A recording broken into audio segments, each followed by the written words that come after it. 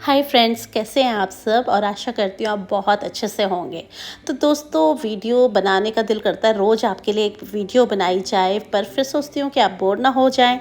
तो चलिए, आज एक नया फूल आपके लिए लेकर आई हूँ और उम्मीद करती हूँ कि आप इस वीडियो को काफ़ी इंजॉय करेंगे। तो वीडियो स्टार्ट करते हैं इन प्यारे फूलों से, और इनका नाम है कैलीब्रुक्वा, या फिर आप इसको मिलियन बेल्स के नाम से जानते होंगे। तो दोस्तों, ये ना बहुत कम नर्सरीज़ वालों ये लाते हैं, क्योंकि फूल जो है इसकी जो सैपलिंग्स हैं और जो सीड्स हैं काफ़ी महंगे आते हैं। तो कई नर्सरीज़ पे ये मिलता है, कहीं पे ये मिलता भी नहीं है। तो पिछले साल भी मैंने इसको ग्रो किया था। आप लोगों ने मेरी वीडियोस को बहुत प्यार दिया, बहुत ज़्यादा मुझसे क्वेश्चंस पूछे थे कि आपने कहाँ से लगाए और आप क्या हमें इसको भेज सकती हैं। तो दोस्तों ना, ये मुझे ही मिलना बहुत मुश्किल हो जाता है। मैं कोई नर्सरी नहीं है मेरी, मैं सिर्फ अपने शौक़ के लिए वीडियोस बनाती हूँ और इनको कैप्चर भी इसलिए करती हूँ कि ये मेरी मेमोरीज़ रहें और आप भी मेरी जो फ्लावरिंग की जो ये शौक़ है, मेरी हॉबी है, इसको एंजॉय कर सकें। क्योंकि क्या होता है ना, कई बार हमें वीडियोस हम सर्च करते हैं, जैसे कि मैंने ही जब इस प्लांट को लगाया था तो मुझे इसके बारे में कुछ भी नॉलेज नहीं थी। तो मैंने भी बहुत सारा गूगल करा, बहुत सारी वीडियोस देखी, और ज़्यादातर ये फॉरेन की वीडियोस होती हैं दोस्तों। और वो लोगों का टेम्परेचर, उनकी क्लाइमेट, उनकी जगह अलग अलग होती है। उनके यहाँ ये समर्स में खिलते हैं, तो हमारे यहाँ ये स्प्रिंग्स में खिलते हैं। तो बहुत डिफरेंस होता है। तो मैं सबसे पहले अगर फूल की बात करूँ तो आपको दिखाना चाहूँगी कि छोटी छोटी कटिंग्स जो साइड में लगाई हुई हैं, इनको मैंने छोटी सी कटिंग्स इनको तैयार कर रही हूँ और देख रही हूँ कितने दिन में इसमें रूट्स आती हैं। क्योंकि मैंने सुना है कि कटिंग से भी बहुत ज़्यादा आसानी से हो जाता है, क्योंकि बीज तो दोस्तों इस पर मिलना मुश्किल होता है। पिछले साल भी मुझे सीड नहीं दिखा था, और मुझे नहीं लगता कि शायद इस पर सीड बनता हो, या फिर मुझे ही नहीं दिखता हो। छोटे सीड्स होते हैं, आप देख रहे हैं जितने छोटे फूल होते हैं उतनी ही ज़्यादा छोटे इसके सीड पॉट्स होते हैं। तो चलिए वीडियो शुरू करती हूँ और आपको जो जनरल बातें हैं वो बताती हूँ। जिस तरह की सबसे पहले आप हेडिंग करा करें अपने प्लांटर्स की, या जो भी आपने ये फ्लावर्स लगाए हैं। क्योंकि दोस्तों, हम जितनी डेड हेडिंग करेंगे ना, उतने ज़्यादा फूल खिलेंगे और पौधा जो है अपनी पूरी एनर्जी फूलों को लगाएगा। क्योंकि क्या होता है, जब वो डेड होने लगते हैं फिर वो सीड्स भी बनाते हैं, और कई बार हमारा पौधा जो है वो नीट भी नहीं लग पाता। तो बस इसी तरह आप पहले सबसे पहला काम करा करें कि आसपास जब फूलों को एंजॉय कर रहे हो, आपका एक हाथ तो सीड्स जो डेड हेडिंग है उसमें ही लगा रहना चाहिए। अब मैं आपको बात बताती हूँ सबसे पहले इसके सनलाइट की। तो दोस्तों, ये फुल सन का पौधा है, इसको 5 से 6 घंटे की सनलाइट चाहिए ही चाहिए। क्योंकि जो फूल है वो तो बहुत ही नाजुक सा है ना, तो हमें कई बार लगता है हम इसको छाया में रखें, हम इसको धूप में रखें, हम इसको कहाँ रखें। तो आप इसको फुल धूप दीजिए, और 5 से 6 घंटे की धूप इसके लिए पर्याप्त है। बहुत ही अच्छी फ्लावरिंग होती है, और जितने भी फूलों वाले पौधे हैं उनको अपने को खिलाने के लिए धूप की आवश्यकता होती है। तो इसको 5 से 6 घंटे की आपको धूप देनी है। तो जो इसकी मुख्य विशेषताएं हैं वो मैं आपको बताती चलती हूँ। फूलों का साइज़ देख के आपको लग रहा होगा, छोटे छोटे फूल, बिल्कुल घंटी जैसे, बेल जैसी शेप होती है, इसीलिए इसको मिलियन बेल्स बोला जाता है।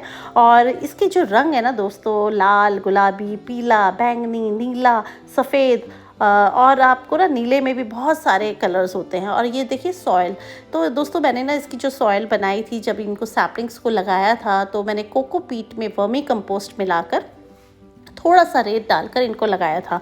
आप फंगीसाइड पाउडर थोड़ा सा 1-2 चुटकी ज़रूर डाला करें। उससे क्या होता है कि हमारा पौधा जो है ज़्यादा पानी से या बारिश से फंगस नहीं लगती है, और पौधा जो है बहुत ही हेल्दी रहता है। आप फूलों का साइज़ देखिए, और डबल पेटल, सिंगल पेटल दोनों आते हैं। ये फूल बहुत ही सुंदर लगते हैं, और मैंने पिछले साल इनको फर्स्ट टाइम ग्रो किया था, और जब मैंने इनको लगाया तो मुझे इसके इतने अच्छे रिजल्ट्स मिले कि मैंने इस बार इसको ढूंढा। जहाँ से मुझे पिछले साल लिया था वही नर्सरी में मैं बार बार जाती थी, उनसे बोलती थी कब मंगाएंगे आप, कब मंगाएंगे।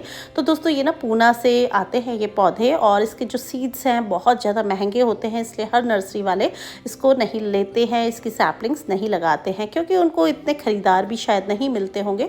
अब मैं बात करूँ इसकी रेट की, तो दोस्तों वो ना 200 रुपये का मुझे एक प्लांटर मिला था, और उसमें 3-3 सैपलिंग्स लगी थी। उन्हीं को निकाल के मैंने बहुत सारे मल्टीप्लाई करे हैं, और फिर पिंचिंग कर कर इस तरह का प्लांट बना है। तो दोस्तों पिछले साल तो मैंने बहुत टाइम पे इनको लगा दिया था, तो बहुत ही ज़्यादा मेरी जो बास्केट्स थी बुशी हो गई थी। तो इस साल मुझे ये लेट मिले तो मैं उनकी इतनी पिंचिंग नहीं कर पाई, तो थोड़ा सा जो है फ्लावरिंग पिछले साल से इस साल कम है। लेकिन फूल देखिए इस तरह खिल रहे हैं, पर्पल कलर कितना प्यारा है इसका। और ये सब ना दोस्तों मल्टी पेटल आया है इस बार। पिछले साल मुझे सिंगल पेटल भी मिला था, तो लेकिन मैंने देखा कि जो सिंगल पेटल है वो और सुंदर खिलता है और भर के खिलता है, और जो मल्टी पेटल है ये भी सुंदर है, लेकिन उनकी ब्लूमिंग जो है बहुत ही अच्छी हुई थी। दोस्तों बात सनलाइट की हो गई है तो पानी की बात भी कर लेते हैं। तो दोस्तों मिट्टी को आपको सूखने नहीं देना है, और ज़्यादा पानी से आपकी जो पौधे की जड़ें हैं वो भी सड़ सकती हैं, इसलिए आपको टॉप सॉइल को देखते हुए ही पानी डालना है। और ज़्यादा पानी से इसकी जो बारिशें आती हैं ना तो ख़राब हो जाता है। तो ये छोटी छोटी कटिंग्स आप देख ही रहे होंगे कि मैंने लगा रखी हैं साइड में, और ये जो मैंने इसका सॉइल मिक्स बनाया था उसमें थोड़ा सा परलाइट भी डाला था, तो वाइट वाइट आपको सॉइल मेरी दिख रही होगी। खाद की बात करूं तो दोस्तों हर 10 से 15 दिन में आपको इसको लिक्विड फर्टिलाइज़र देना है, नहीं तो आप डीएपी के 2-3 दाने भी डाल सकते हैं।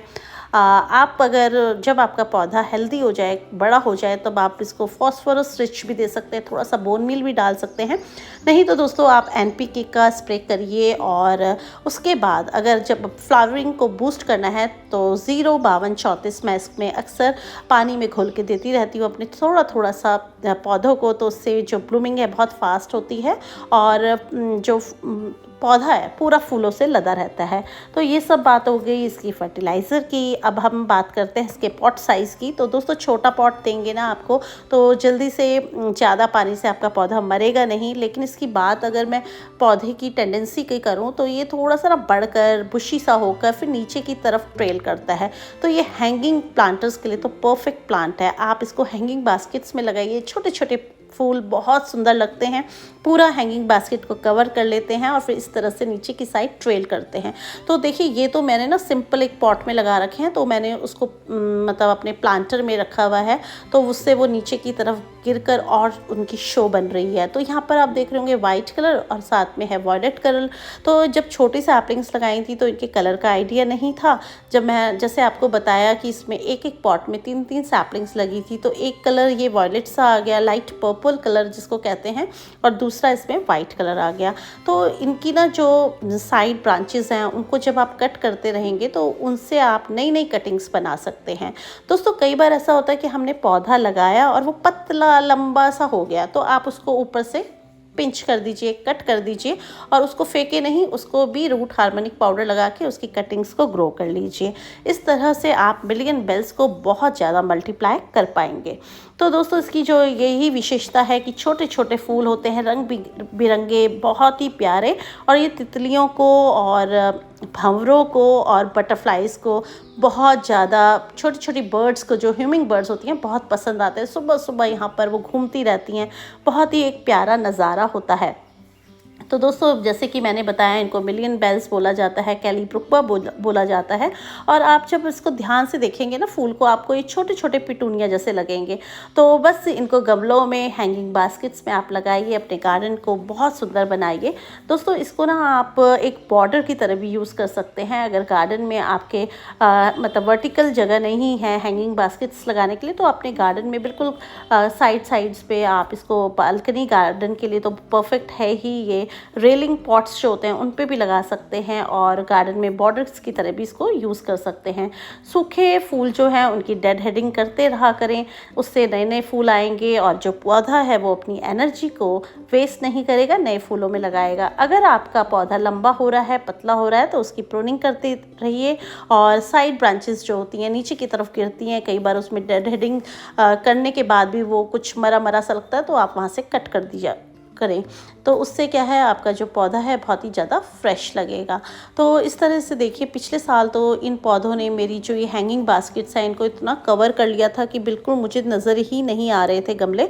लेकिन इस बार क्या है कि जो मैंने सैपलिंग निकाल के लगाई थी तो वो इतनी अच्छे अभी फैले नहीं हैं। यहाँ से देखिए इस तरह से यहाँ फूल झड़ा और यहीं पे इसके सीड्स बनते होंगे, क्योंकि मेरे इसमें तो मुझे दिखते नहीं हैं दोस्तों। मैं बहुत ही ज़्यादा ध्यान से देखती हूँ तब भी भी कई बार टिश्यू कल्चर से जो बनाए हुए होते हैं उसमें फ्लावरिंग नहीं होती है। तो आज का वीडियो आपको कैसा लगा? अगर अच्छा लगे तो प्लीज़ एक लाइक कीजिए, और अगर आपने अभी तक मेरे चैनल को नहीं किया है सब्सक्राइब तो कर लीजिए। फिर मिलते हैं दोस्तों आपसे किसी नए वीडियो में किसी नए टॉपिक के साथ। तब तक के लिए हैप्पी गार्डनिंग, गुड बाय दोस्तों।